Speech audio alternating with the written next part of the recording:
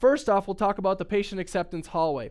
As we discussed last week, it's all about how you present treatment, how you tie in that emotional connection to that treatment so the patient says yes at the end. As we discussed last time, it's a hallway process that you lead your patient down. And often what happens right now is we lead the patient down the hallway, we get to the end, and we ask for the acceptance of it, and what happens is the patient then starts asking questions that we didn't address at the beginning.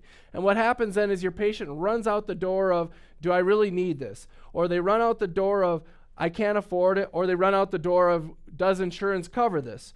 So what we want to do is we want to be very proactive about how we handle these issues up front so we don't run into that as an issue. So what we're going to do is we're going to lead the patient down the hallway, and the first thing we're going to do is we're going to stop here at the insurance door, and we're going to have a discussion about the insurance door and is this covered by insurance? Why is it not covered by insurance? What's the issue with it as to why it is or is not covered? And once they say, I understand, I'm totally cool with that, then what we get to do is close the insurance door. Now we get to walk down the door up here to pain. Is this a painful process? Is this something that's going to hurt? Because it might be the patient doesn't want to do it. They love the idea, but they're concerned with the discomfort associated with this procedure. So we need to address what is important to them. And in this case, perhaps it's, is this going to hurt? How long is it going to take to heal? What am I going to feel like?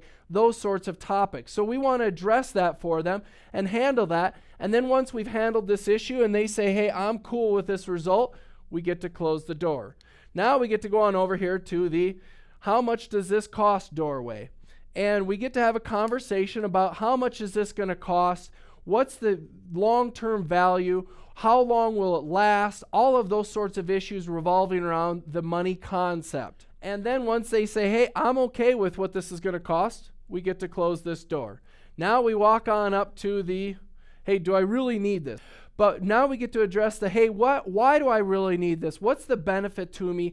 What am I going to get out of having this as an investment in my oral health? So now, after having addressed all of this, we can walk up here to the end of the hallway and say, are you ready to accept treatment? And invariably, they're going to say yes or they're going to say no. If they say, no, I'm not sure, I'm worried about the insurance thing, what you get to do is walk back over here and go, earlier you said that you were okay with the insurance. You repeat back to them what it was you discussed, what their feedback was, and why they said it was okay, and you just close the door again.